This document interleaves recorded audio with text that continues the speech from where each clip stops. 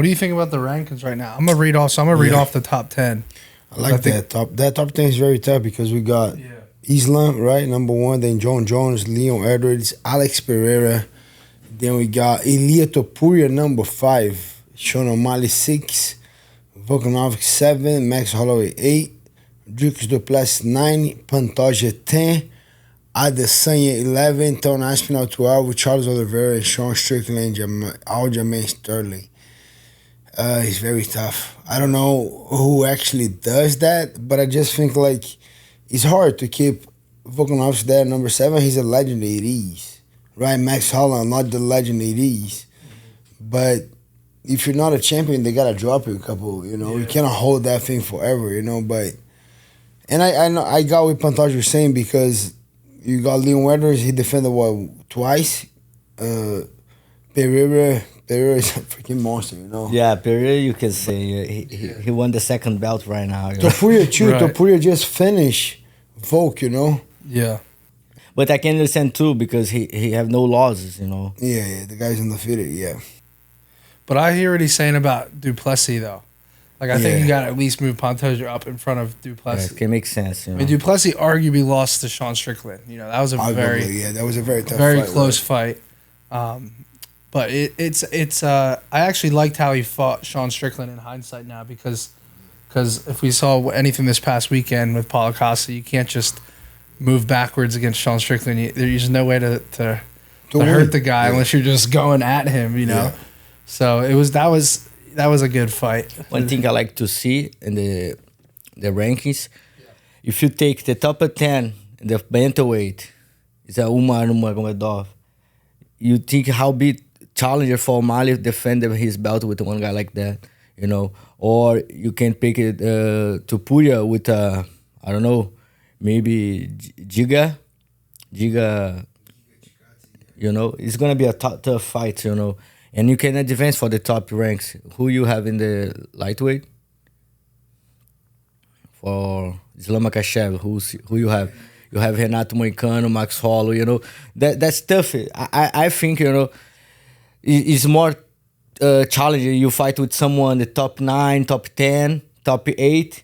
Because the guys in the front have a lot of battles, you know. These guys, okay, he have a lot of experience, but he tired, you know. You make a lot of you make your weight a lot of times. You fight with you make a lot of wars, you know. And you see for Leo Edson, you have Steve Thompson, Geoff Neal, Joaquin Buckley, you know, Ian Machado. And for Duplessis, you have Hamza middleweight, number 10. For Pereira, you have Anthony Smith or Volkov. For John Jones, damn, I want to see John Jones fight again, brother. Yeah. Derek Lewis. That's interesting fight, yeah. Yeah. So who would you like to see John Jones fight? Do you want to see the Stipe? Pereira, that's the big fight to happen right now, you know. I think Dana White can lose that opportunity, you know. Both fighters won that fight. Yeah. That's the big fight in the UFC. Do you think John, because obviously John was the one that brought that up. He's like, I should fight Pereira. That's a massive fight. Do you think he more just likes the matchup stylistically, or do you think he just genuinely believes it's just so much bigger of a fight than Tom Aspinall? I think right now, maybe I'm wrong because I'm from Brazil and I support Brazilians, you know, but maybe Pereira is the big name in UFC. He's a champ. He won second belt. He can go to the heavyweight. Everybody see how big Pereira. And that's a good fight for John Jones too. Maybe John Jones can beat him. You know, that can happen. And then he can retire. I think, you know, with the top guys, that's the sharing the cake. You know. I agree, but I just like Tom Aspinall so much too. I'm such a big fan of Tom Aspinall. That, you know, you think that's like the last dance for John Jones? I don't think he's gonna make it. I think he's gonna fight Stipe and he's done. Yeah. And he should, or he's gonna try to make that big fight with Pereira because it's a good stylistically matchup for John Jones. But I just don't see like he's going all the way there to kind of challenge Don Aspinall, right? He's a Yeah. very tough fight. He's a dangerous fight. I mean, and what John Jones said makes sense. Like Aspinall's just big in the UK, but he's not like huge. And he's a big challenge. And he's such a tough fight. And then Aspinall went on Twitter and said the same thing about, I think it was it the Curtis Blades fight or something? He was like, oh, this guy's a tough matchup for me and he's not big enough. It's not big enough of a fight. And then John Jones quote tweeted it and said, how ironic. You know what I'm saying? Because that's what Jones is saying about him. Does that make sense? He does. Yeah, he does. So it was just funny, but And first of all, I think Sergey. I'm surprised when Don Aspinall beat Sergey. You know, because Sergey is from. I see him training in my gym. He's huge, strong, fast. right. I mean, he took Derek Lewis down and subbed him in the first round. Derek Lewis is a big dude.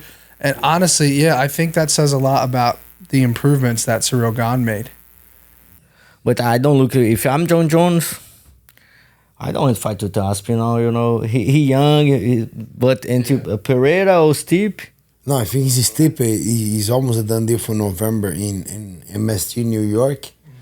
But yeah, I think that's it. Maybe a big fight with Pereira. Yeah. Stipe number 6 now. He lost his belt for who? Francis, right? For France, yeah. And then no fight. No fight.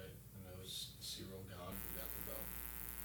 That was a big shot he took from Francis. What do you think about if they did John Jones versus Ngannou? Do you think that would Never gonna that happen. would be a good fight. But The UFC's never going to allow it. yeah, now Dana's, it's over. Dana's never Yeah, going to allow but that, bro. I would think still John Jones will take him down in the wrap.